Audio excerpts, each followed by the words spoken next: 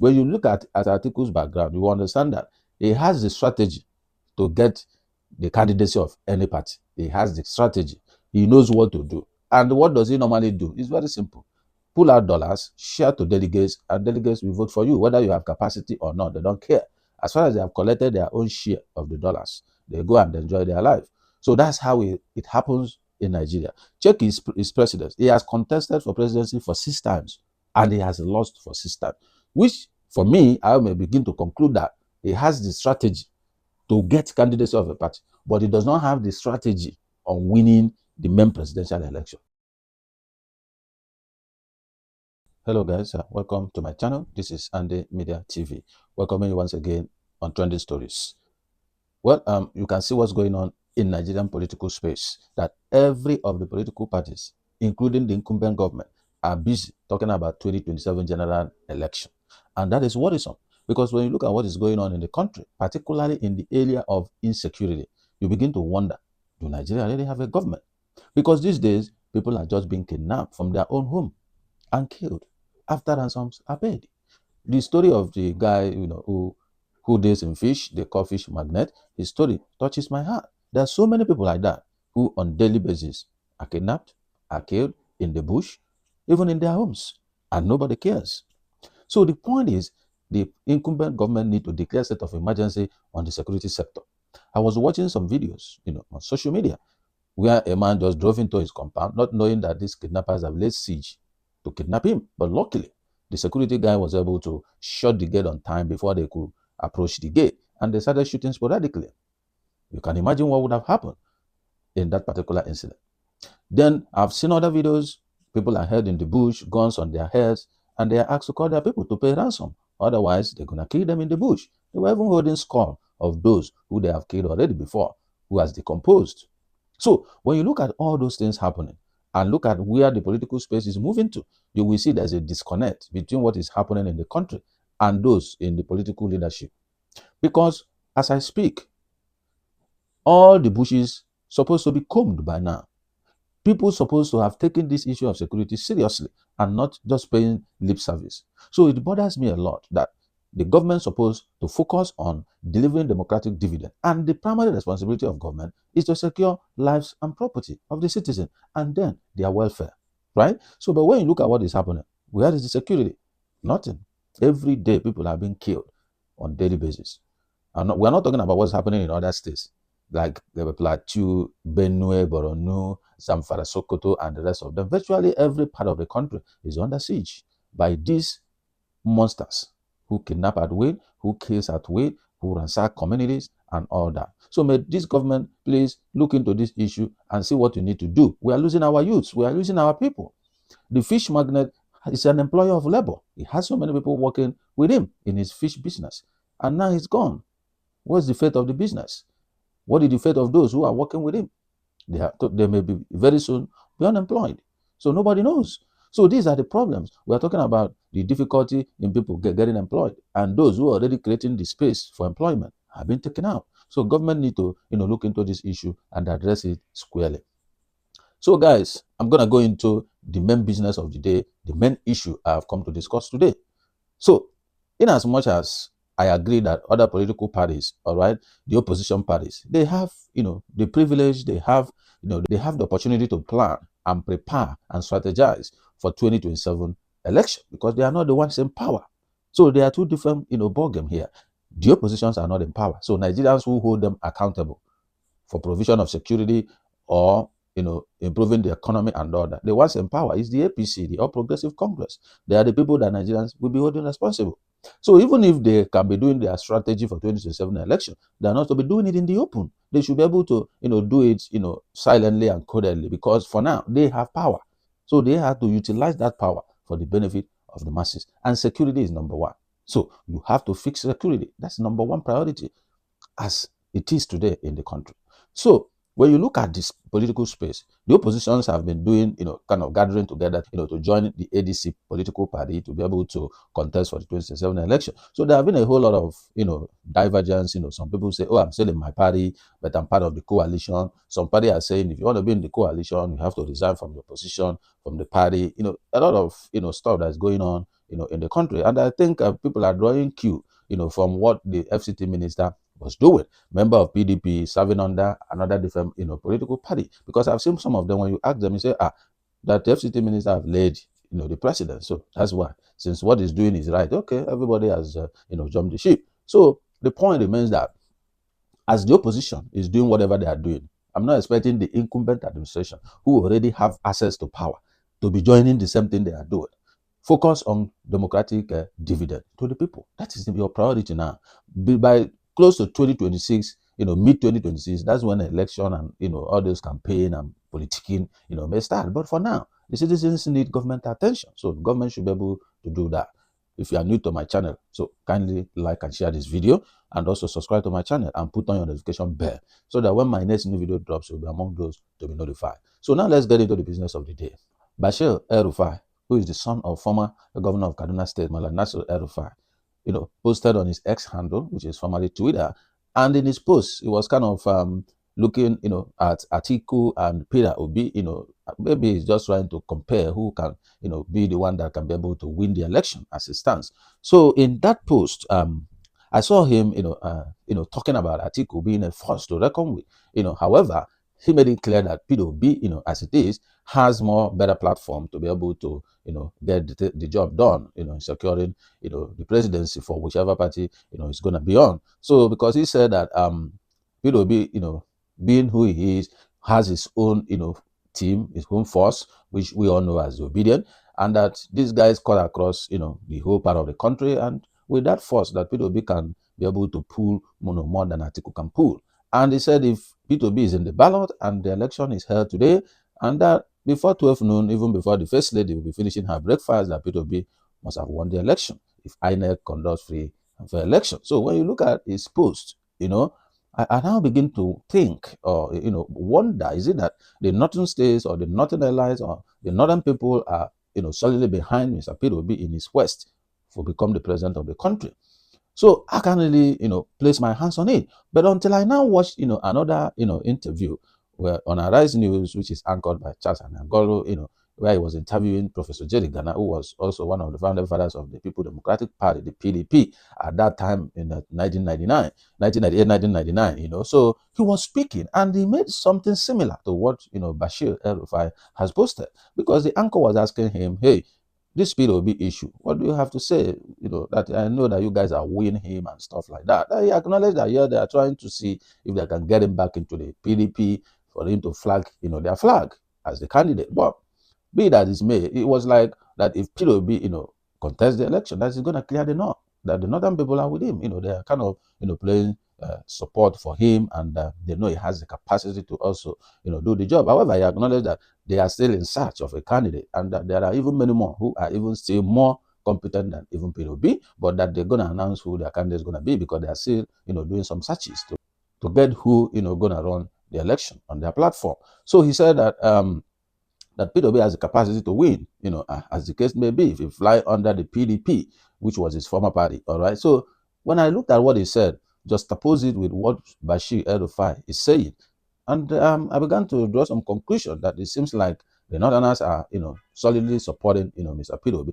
So right now, I just want to examine two key areas in that interview, what he said, because that's the area I want to, focus on. Well, one point you made, which was interesting and important, is the fact that you admitted that a mistake was made. A mistake was made in 2015, because the founding fathers, and that's why even in this conference I reminded us, the founding fathers came to a very patriotic conclusion that we are not just politicians looking for power, we are nation builders. And in nation building, you have to always remember justice, fairness, equity. Indeed. And that's why in 1998, when they looked at us and said, look, all of us from the northern part of Nigeria, because of what happened to Abiola, when the one election it was announced, there should be power shift. We decided. And I thank all the founding fathers, none of them wanted to kind of start for that election. So that's why the power shifted to the south. And that's why you also now say that power should shift to the south. Because in the PDP. Buhari was, APC were in power for 8 years. Now, another 2 years. So it is really in that tradition, the turn of the south since 2023. That's why we pleaded with some of our members. Let's respect this rule. Professor Gana says something that, that in 1999, when the military-led government was trying to hand over power, all right, to the democratic elected government. So during that conversation or discussion at that point, they agreed that the South has had a fair share of kind of, will I call it maltreatment, because MKO Abiola won the election, and the election was annulled, by Ibrahim Babangida, and he was even thrown to prison. And during his quest, to reclaim his mandate, he even lost his life. So at that point, they felt that the Northerners have been in government, in the military, regime, because after Babangida it was Abu Salami, was Abacha. After Abacha it was Abu Salami Abubakar. So it has been a Northern, stuff. And then they agreed that they need to move power to the south, and that is how former President Olusegun Obasanjo came to the picture. And then he became the president and governed for 8 years, and the power went back to the north. Yeah, we understood what happened during Yar'Adua's era. Out of ill health, he lost his life and stuff like that. So, but he acknowledged that even the PDP violated their own rule, basically, because Jonathan would have even contested. It would have been a northern candidate that would have flagged bearer at that time. He said that there is this rule, that power moves to the north. After 8 years, he moved to the south. After 8 years, he moved back to the north.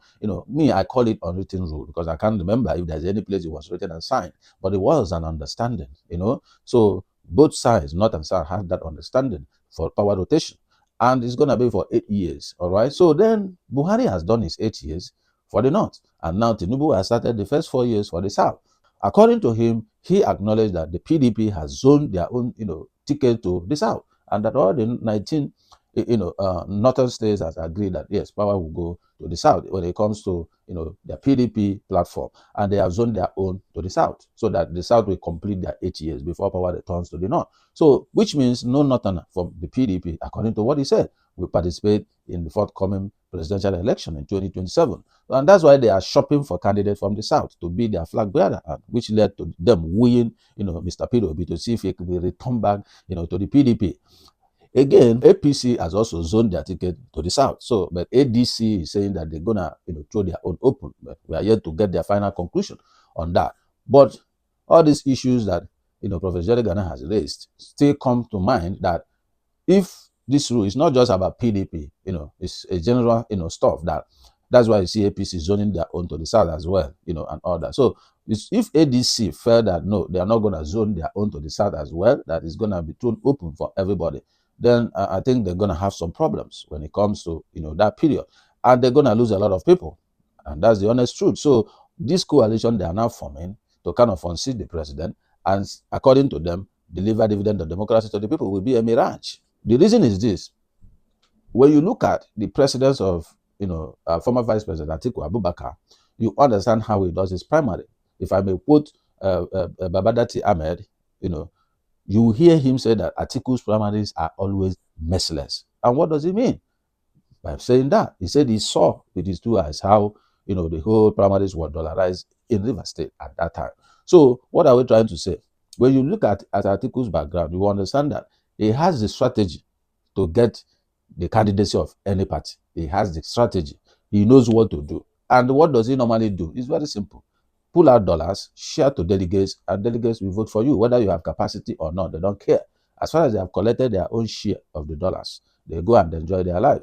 So that's how it happens in Nigeria. Check his precedence. He has contested for presidency for 6 times, and he has lost for 6 times, which, for me, I may begin to conclude that he has the strategy to get candidacy of a party, but he does not have the strategy on winning the main presidential election. Because who has failed one course 6 times? Then there's a problem. There's a serious problem. And nobody is asking, why has Atiku for 6 times has not won once? Nobody is asking that question. So why do they now think that if ADC throw the candidacy of their party open and push everybody to open primaries, and he comes and share dollars as usual and get the ticket, what is the guarantee that he's going to win? If he has done the same thing 6 times and lost, what is the guarantee that this time he's going to win? There's no guarantee. Don't forget that he's going to compete against an incumbent president, the president who has the more better strategy than him, president who knows how to galvanize everything and package them in his pocket. Is he the person who's going to win? He cannot, and that's the honest truth. So I may draw a cue from the president of America, President Donald Trump, who said during his campaign that he knows what they did to him in 2020, but this time they're gonna vote massively so that it will be too big to rig, and that's the only way to defeat such people. When it's too big to rig, it becomes difficult for you to change figures because people know what they voted. Otherwise, you will create chaos. So, and that's exactly what happened for him. In the 2024 election, the numbers were huge. So anybody that's going to win President Tinubu in 2027 election must have votes that will be too big to rig. Don't forget what INEC did in 2023.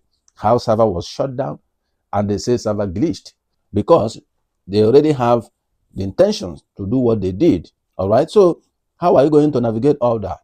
When you look at the whole political space, you're going to see that without electoral reform, nothing is going to change in 2027. And who are those that will do electoral reform? It's the National Assembly. Who are they in support of? They are on the mandate. They are standing on the mandate of the president, right? That's what they said. On the mandate they stand. So how will they do that electoral reform? Sincerely, that is the question. So from there, they must create loopholes. Even if they do it, they will still create loophole for INEC to be able to manipulate things in their favor. So when you look at the audacity, the way they come out to tell you that, oh, this will be a walkover for them, oh, incumbent president will win in 2027. When you look at the audacity, look at the confidence, it tells you that they really know what they are doing behind the scene. Because if you are to go by what are the democratic dividend that this party has delivered, even if you take it from 2015 till now, people will tell you that their life is worse off. Many Nigerians, I know those who are, aligning with the government and getting some stuff from the government or from people in government, they will also tell you that their life is better today. So, but majority of Nigerians will tell you that things are worse off for them than it is previously, even during Buhari's administration. So, but they will tell you, oh, that at that time you are enjoying subsidy, at that time you are enjoying this, you are enjoying that those things are no more. That's not the point. The point is, if they are no more, the money saved from those things, where are they? Which project are they tying into? What are they using it to do to the betterment of the people? That is the question. But they are still borrowing loans, but they told us that when subsidy is gone, they will free that money, that trillions they are paying for subsidy, and use it for infrastructural development and what have you. But today, that's not what's happening. They share this money as FAC. The state governor does whatever they want to do with whatever they got. The federal does what they want to do with whatever they got. The people suffer. So that's what the position is today. So in 2027, who can be able to come into the presidency and be able to fix things? That is the question. And when you look at what is going on in the polity, you begin to understand that it's quite a difficult task, because the ADC, I'm seeing a lot of things that's going to happen along the line, because if they throw that ticket open and they did not control the dollarization of that primaries, forget it. Atiku is going to take it. And when Atiku take it, it means Tinubu will return in 2027. It's as simple as that. You can't tell me that somebody has had tickets 6 times and lost 6 times. Something is wrong. It means the person doesn't have the strategy to win the main election, but they have strategy, because the number of people that are the delegates are fewer in number to manage, so they can control them, put them in one hotel, pay all their hotel bills, and then share money to them. So they are easily managed compared to the entire population when it comes to the main election day. And the fact remains that when you check the records of previous election, P2B, who has no platform, was able to do creditably well because of the support of the obedient people who are still with him as we speak. But I think that came from a party that have huge platform across the whole country. Even all the local government, you have PDP, was not able to pull the shot at the end of the day. So when you look at that, you will understand where this whole thing is going to be. So if they want Tinubu back in 2027, ADC should give the ticket to Atiku, and Tinubu will be back. All right? But if they don't want Tinubu back, they're going to sit down and do their job very properly. Okay? Get someone that has the capacity, the credibility, the integrity, and all that have the political base, because Peter Obi has political base. People are thinking, he's in Labour Party. He has the obedience is from all Nigerians, and they cut across party lines. So it's not as if only APC will vote for him. No. Or the APC will vote for him, PDP will vote for him, ADC will vote for him, Labour Party will vote, all parties will vote for him. Why?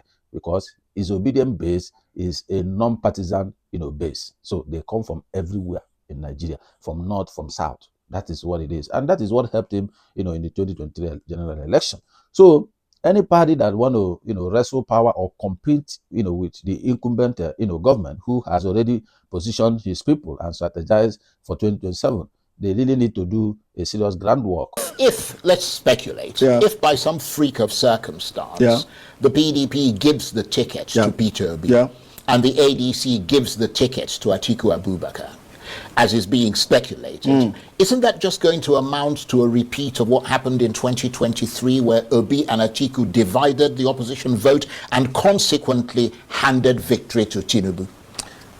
No, it will be something else, because you see, the parties have changed. The PDP is on ground. I mean, Peter Obi now will not be on Labour. He will now be on the PDP. The PDP is, look, all the Atiku Abubakar, who is claiming to be one of the inheritors of Muhammadu Buhari's 12 million votes, will be in the ADC. I'm a researcher. Right. And I research opinions. And believe you me, in the northern states, Peter Obi under the PDP would defeat any candidate up here. Because our people are very fair-minded. They say, no, look, it's the turn of the South. In 2031, it will be the turn of the South, and they are getting ready. So there is that very powerful process. Our people are very fair-minded. They are very just. We are building a nation. We don't want people to ruin this opportunity. Because, you see, the move we made in 1990 resolved the June 12th thing. It was very, very vicious. But when we came, we said, this is not right. When we made that move, Obasanjo has been president. Tinubu now, who was in the trenches then, is now president.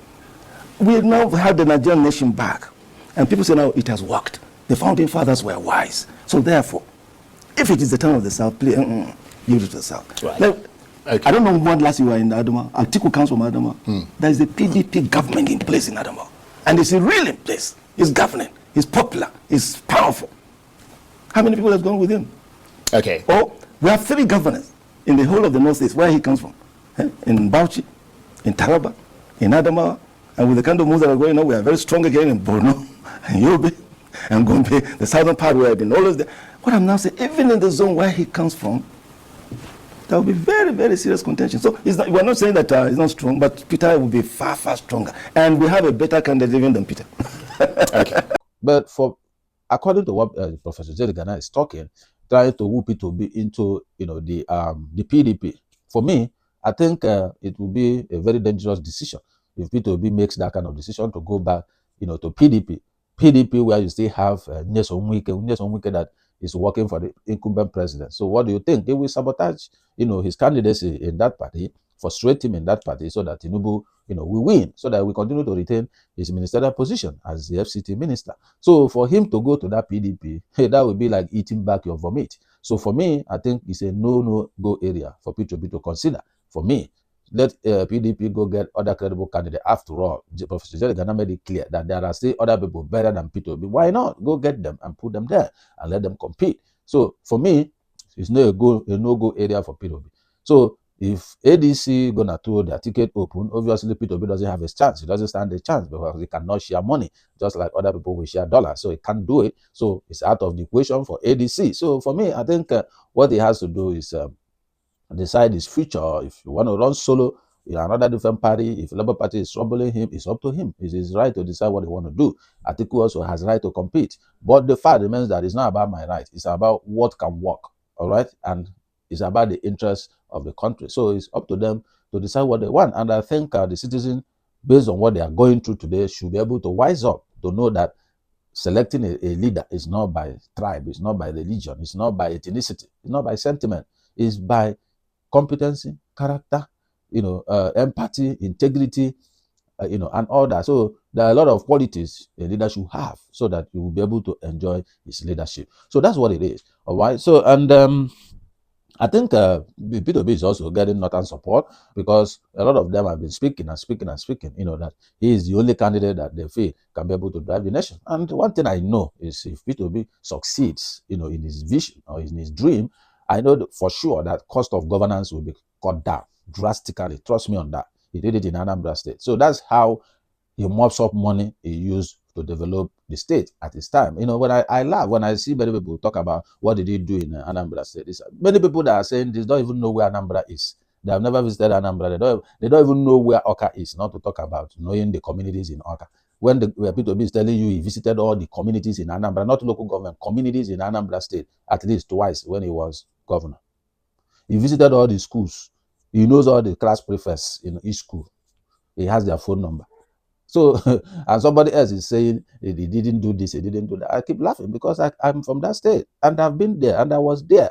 So, even my own community, the roads were tired. We have vigilantes and all that. So, he did quite a whole lot of work. So, you want to know more? Just go and do his research. I'm not campaigning for him anyways, but for me, I think the citizens' eyes need to open so that they will see what is going on in the country and make their better choice and decision. Because with what the hardship that's going on today, right? And the same hardship continues for another 4 years. Well, I don't know anyway, but the fact remains that we have Nigeria at heart, and that's why we keep talking, trying to sensitize the people to, if they feel that President Tinubu has done so well for them, why not? They vote for him in 2027 and we continue his good work for them, right? But if they feel that, no, my life is worse off, this is that, well, they make their new choices so that they can be able to bring in someone else they feel that can deliver the kind of democratic dividend that they want to see. So that's what I think it's supposed to be. But can you trust the electoral process of Nigeria? That is the question. Can you trust INEC to deliver a credible election? That is the issue. So these are the things we need to see and understand. All right. So that's why Nigeria need to wake up. Instead of talking about 2027, start fighting for electoral reform. That is the first thing you need to do now. Now that National Assembly is not too preoccupied, hold them down to conduct, hearing and amend the Electoral Act and put in the key things that can help the election to be more credible, free and fair. When you have done that, then you can now go and be politicking for who will be the candidate and stuff like that. So that's my own view, because if electoral reform of 2023 is used for 2027 plus all the judgment that came out from the court, then forget it. The incumbent president retains his seat. All right. So, well, I don't know, but I feel those of us who are there living in Nigeria should be able to know more better than those who are not in Nigeria, as the case may be, because we are feeling the heat directly. So I don't think there's a place you buy fuel cheaper or food stuff cheaper, right? It's the same price across the country. In fact, some places it's even higher. So that's the question. Hunger, prices does not know ethnicity or religion or tribe. It doesn't know that. Okay, kidnappers doesn't know tribe. All they care about is whoever they meet, they pick him and demand for ransom.